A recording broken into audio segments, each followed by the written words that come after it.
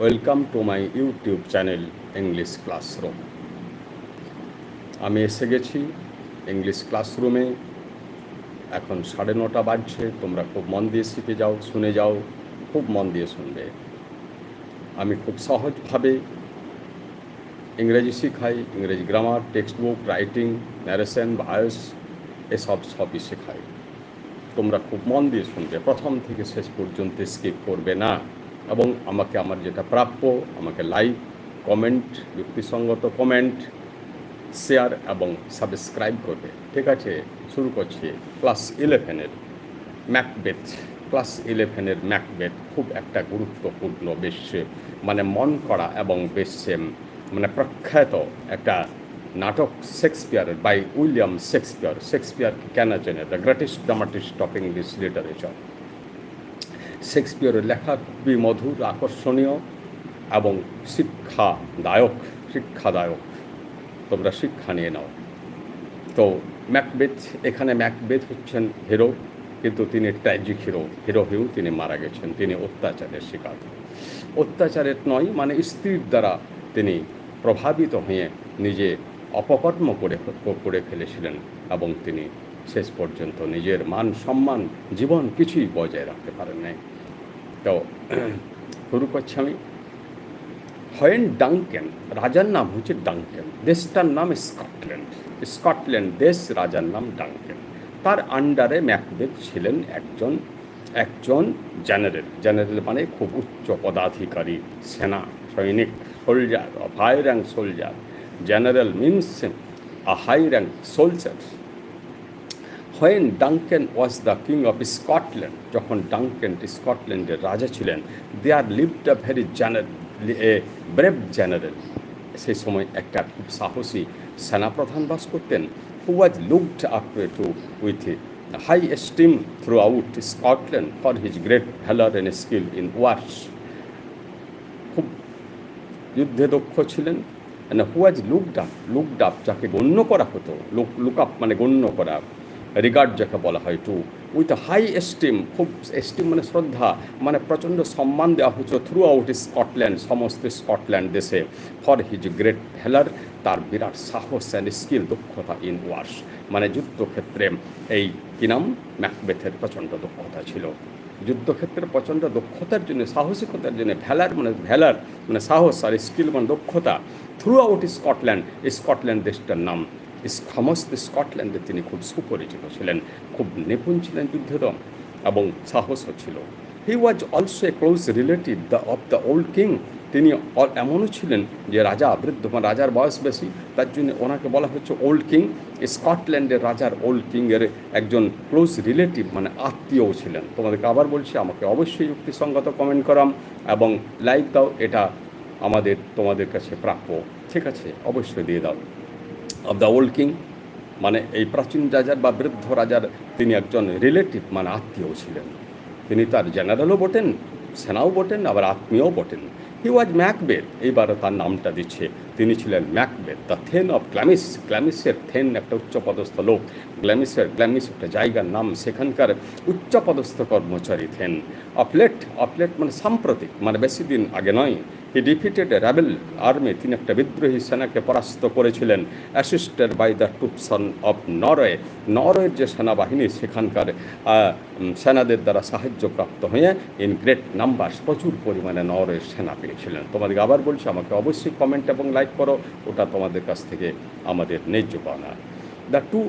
The two Scottish general, দুজন স্কটল্যান্ডের এই যে জেনারেল সেনাপ্রধান, ম্যাকবেথ অ্যান্ড ব্যাঙ্কো। একজনের নাম অলরেডি বলেছি ম্যাকবেথ, আরেকজন হচ্ছে ব্যাঙ্কো। এনারা দুজনেই খুব বিখ্যাত। Were returning from the great battle, সেই বিশাল যুদ্ধ করে এবং যুদ্ধে বিজয়ী হয়ে তারা ফিরে আসছিলেন। দেয়ার ওয়াজ থান্ডার অ্যান্ড লাইটেনিং, আবহাওয়া খারাপ, weather was very foul and bad and inclement weather, এবং দেয়ার ওয়াজ বজ্রপাত হচ্ছিল।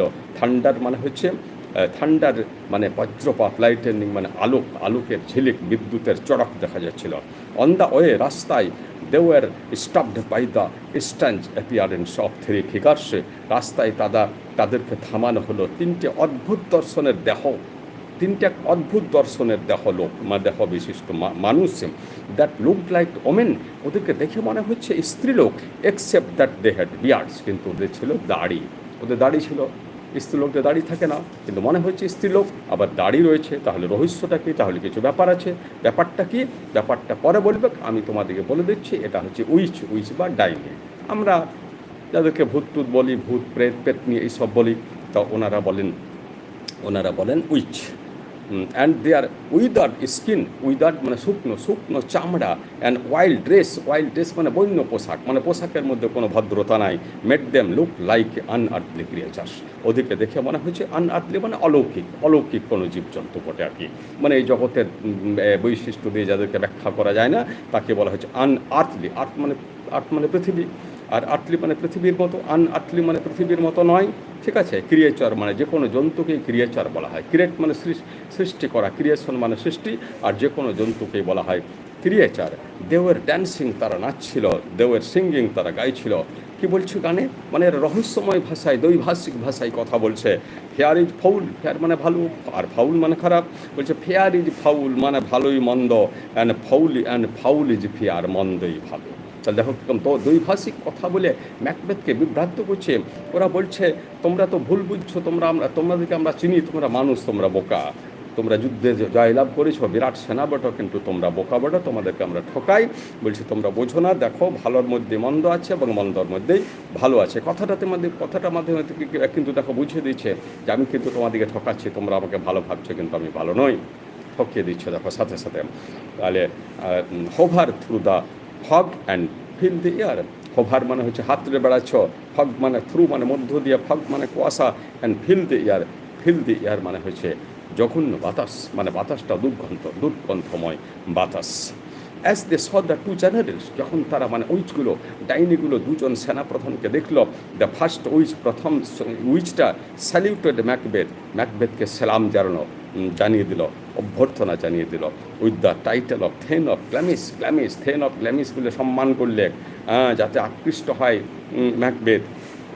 দ্য জেনারেল মানে সেনাপ্রধান was scarcely startled to find himself known by such creatures, প্রচণ্ড চমকে গেল জেনারেল মানে ম্যাকবেথ, যে এইসব অজানা জন্তুগুলো আমাকে চিনলে কী করে, এবং আমার পরিচয় থেন অফ গ্ল্যামিস জানলে কী করে, অবাক হয়ে গেল। The second which addressed him as the thane of Cawdor, আবার দ্বিতীয়জন তাকে অ্যাড্রেস মানে সম্বোধন করলে। অ্যাড্রেস মানে তোমরা ঠিকানা জানো, কিন্তু অ্যাড্রেস মানে সম্বোধন করা, সম্মান জানানো। ওকে থেন অফ কডর বলছে। থেন মানে একটা উচ্চপদস্থ ব্যক্তি, উচ্চ পদ, কডর মানে একটা জায়গা। তাহলে প্রথমজন বলেছিল থেন অফ গ্ল্যামিস, আর এই দ্বিতীয়জন বলছে থেন অফ কডর। এবার একটা শুনে ম্যাকবেথের প্রচণ্ড সম্মান বাড়ছে। To which he had no pretensions, যেখানে তার কোনো প্রিটেনশন মানে ভান বা ছলনা নাই। সেকেন্ড উইথ, আচ্ছা, and the third told him, তৃতীয় উইচটা এলো, বলছে you will be the king of Scotland hereafter. ও বলছে তুমি স্কটল্যান্ডের রাজা হবে এরপরে। স্কটল্যান্ডের রাজা বলে দিচ্ছে। তাহলে ম্যাকবেথ কীভাবে, এবারে চিন্তা করছে আমি কীভাবে স্কটল্যান্ডের রাজা হতে পারি, কারণ রাজা তখন বেঁচে আছে এবং তার পুত্ররা আছে, তাহলে রাজার ছেলে রাজা হবে, আমি কীভাবে রাজা হব। এইভাবে মনের মধ্যে একটা বিভ্রান্তি ঢুকিয়ে দিচ্ছে, হতবুদ্ধি করে দিচ্ছে। such a prophetic greeting might well amaze him, for he knew that as long as the king's sons survived. এটা প্রফেটিক মানে হচ্ছে মানে জ্যোতিষ সংক্রান্ত, অ্যাস্ট্রোলজিক্যাল প্রফেট মানে ভবিষ্যৎবাণী করছে আর কি। গ্রিটিং ভবিষ্যৎবাণীর সাহায্যে অভিনন্দন জানাচ্ছে। এটা ম্যাকবেথকে অ্যামেজ মানে মুগ্ধ করে দিল, অবাকও করে দিল। ফর হি নিউ, কারণ সে জানত that as long as the king's sons survive, যতদিন রাজার পুত্ররা বেঁচে থাকবে, he could scarcely hope to succeed the throne, সে তো এই সিংহাসনের উত্তরাধিকার লাভ করতে পারে না। এ আশা তো তার করা উচিত নয়। একই তো রাজা এখনও টিকে বেঁচে আছেন, সিংহাসনে বসে আছেন। তো রাজা যদি বা বৃদ্ধ, ঠিক আছে, কিছুদিন পর সম্ভাবনা ছিল, কিন্তু রাজার পুত্র আছে, তাহলে এই অবস্থায় তার ওই সিংহাসন লাভ করার মতো আশা করা উচিত নয়। বাই দিস টাইম, এই সময় Banquo was curious to know the reason why the witches had little to say about him, where is the kindled hope in the heart of his dearest friend. এই সময় কী হলো? এই সময় Banquo এলো। Banquo মানে ম্যাকবেথের বন্ধু। তো ম্যাকবেথের বন্ধু ব্যাংকু ভাবছে যে ম্যাকবেথকে এত সকল বলছে, এই উইচগুলো এত অ্যাড্রেস করছে, সম্মান জানাচ্ছে, ওর ভবিষ্যৎবাণী বলে দিচ্ছে, আর আমাকে যে কিছু বলছে না। কিউরিয়াস, আগ্রহী হলো টু নো দ্য রিজন, কেন বলছো না, why the witches had little to say about his where is the Kindle hope in the heart of his dearest friend, তার প্রিয় বন্ধুর হৃদয়ে একটা কিন্ডিল মানে প্রজ্বলিত করে দিল আশা, আর আমাকে কিছু বলছে না। So the witches turn towards Banquo, এইবার উইচেসরা বুঝতে পারলে, এইবার উইচেসরা ব্যাংকুকে বলছে, and told him in somewhat riddling terms, riddling মানে হচ্ছে ধাঁধা বিশিষ্ট, মানে ওইটাই মানে দ্বৈভাষিক, দুটো ভাষা, দুটো এমন একটা কথা বলবে যে দুটো অর্থ বেরিয়ে যাবে।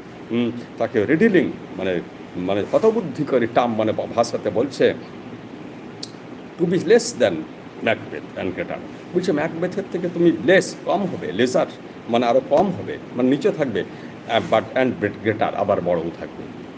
তুমি ম্যাকবেথের থেকে একদিক থেকে উচ্চ পদে থাকবে, আবার আরেক দিক থেকে নিচু পদেও থাকবে। এ আবার কি কথা? একে বলা হয় বাইলিঙ্গুয়াল এক্সপ্রেশন, দ্বৈভাষিক কথা। Not so happy but much happier, বলছে তুমি ম্যাকবেথের মতো এত হ্যাপি হবে না, আবার তার থেকে বেশি হ্যাপি হবে। আশ্চর্য কথা। They also prophesied that although Banquo would never reign as the king of Scotland, তারা এটাও প্রফেসাইজড মানে ভবিষ্যৎবাণী করলেন যে যদিও ব্যাংকো উড নেভার রেন, যে ব্যাংকো কখনো রাজত্ব করতে পারবে না অ্যাজ দ্য কিং অফ স্কটল্যান্ডের রাজা হিসাবে, ইয়াট তথাপি his successors would be the king, তার উত্তরাধিকারীরা মানে এখানে বলতে চাইছে ব্যাংকোর পুত্ররা রাজা হবে। তাহলে কি বললে ব্যাপারটা? ম্যাকবেথকে বলেছে তুমি রাজা হবে, আবার ব্যাংকুকে বলছে তুমি রাজা হবে না, কিন্তু তোমার পুত্ররা রাজা হবে। And then they turned into the air, তারপর তারা বাতাসের দিকে চলে গেলেন, ভ্যানিশড, অদৃশ্য হয়ে গেল। By which the generals realised the witch sisters to be witches, এটার দ্বারা এবারও বুঝতে পারলেন যে এরা ডাইনি, মানে আমরা যাকে ভূত প্রেত পেতনি বলি। তো এইবারে বুঝতে পারলেন যে ব্যাপারটা কী, কারণ এটা বাতাসে ভ্যানিশ হয়ে গেল, মানে এরা এরকম আমাদের মতো লোক নয়, এরা ডাইনি বলে এরা। দেখো এবার কয়েকটা মানে বলছি, ওয়ার্ড মিনিং। ব্রেভ, সাহসী, স্কটল্যান্ডের রাজা ছিলেন, রাজার নাম হচ্ছে ডাঙ্কেন, ভালুকের খেয়াল রাখবে, রাজার নাম ডাঙ্কেন, আর রাজার যিনি সবচেয়ে বড় সেনা তার নাম হয়েছে ম্যাকবেথ, এবং ম্যাকবেথের নামেই এই নাটকটা নামকরণ করা হয়েছে। এস্টিম, ESTEM, এস্টিম মানে সম্মান, খেয়াল রাখবে, এস্টিম থ্রু আউট স্কটল্যান্ড মানে সমস্ত স্কটল্যান্ড, যেমন থ্রু আউট ইন্ডিয়া মানে কি সমস্ত ভারত, থ্রু আউট ইন্ডিয়া। ভ্যালার মানে সাহস, স্কিল মানে দক্ষতা, ওয়ার মানে যুদ্ধ, বড় যুদ্ধকে ওয়ার বলে, আর ছোটো যুদ্ধকে ফাইট, ব্যাটেল এইসব বলে। ক্লোজ মানে নিকট, রিলেটিভ মানে আত্মীয়। তোমাদেরকে আবার বলছি, আমাকে অবশ্যই লাইক, কমেন্ট, শেয়ার করো। হি ওয়াজ ম্যাকবেথ, আচ্ছা অ্যাসিস্ট্যান্ট মানে সাহায্যপ্রাপ্ত, অ্যাসিস্ট মানে সাহায্য করা। আর্মি সেনাদল, রেবেল মানে বিদ্রোহী, ডিফিটেড পরাস্ত করেছিলেন। ট্রুপ মানে সেনাদল, ছোট সেনাদলকে বলা হয় ট্রুপ। রিটার্নে ফিরে আসা, গ্রেট ব্যাটেল বড় যুদ্ধ। থান্ডার মানে বজ্রপাত, আর লাইটেনিং মানে হচ্ছে বজ্রপাতের মেঘের ঝিলিক। স্ট্যান্ড মানে অদ্ভুত, অ্যাপিয়ারেন্স মানে দেখা যাচ্ছে যেটা চেহারা। ফিগার মানে দেহ, এক্সেপ্ট মানে তাছাড়া। উইদাউট মানে হচ্ছে শুকনো, বিয়ার্ড মানে দাড়ি, বিয়ার্ড মানে হচ্ছে দাড়ি, এ দাড়ি আছে, মেয়ে কিন্তু দাড়ি আছে, অদ্ভুত দর্শন মেয়ে। উইদাউট শুকনো, স্কিন চামড়া, ড্রেস পোশাক। আনআর্থলি মানে অলৌকিক, ক্রিয়েচার মানে জন্তু। ফেয়ার মানে সুন্দর, ফাউল মানে খারাপ। থ্রু মধ্য দিয়ে, ফগ মানে কুয়াশা। ফিল দি এয়ার মানে মানে দুর্গন্ধময় বাতাস, fill the air. Here after তারপর। রিডিলিং টার্মস মানে ধাঁধাযুক্ত কথা। টার্ন ঘুরে গেল। প্রফেসাইজ মানে ভবিষ্যৎবাণী করল। প্রেটেনশন মানে হচ্ছে ছলনা বা ছল বা ভান, মানে জেনেও না জানা করা। কিউরিয়াস মানে আগ্রহী বা কৌতূহলী। কিন্ডিল হোপ মানে আশা জাগালো, কিন্ডিল মানে জাগ্রত করলো, এখানের মধ্যে একটা আশা তৈরি করে দিল। সাকসেসর মানে উত্তরাধিকারী, পুত্রকে বলা হয় সাকসেসর। যেমন তুমি তোমার বাবার পিতার সম্পত্তির তুমি সাকসেসর মানে উত্তরাধিকারী, এরপর তুমি পেয়ে যাবে। টার্ন ঘুরে গেল, ভ্যানিশ মানে অদৃশ্য হয়ে গেল। এয়ার বাতাস, রিয়েলাইজড বুঝতে পারলো। ঠিক আছে, তোমরা এখানে শেষ করছি। তোমরা অবশ্যই আমাকে লাইক, কমেন্ট, শেয়ার, সাবস্ক্রাইব করো। তোমরা ভালো থাকবে, সুখী হবে, জীবনে আনন্দে কাটবে তোমাদের সারা জীবন, অনেক লেখাপড়া হবে, এই আশীর্বাদ করলাম। নমস্কার। 15 মিনিট 3 সেকেন্ড।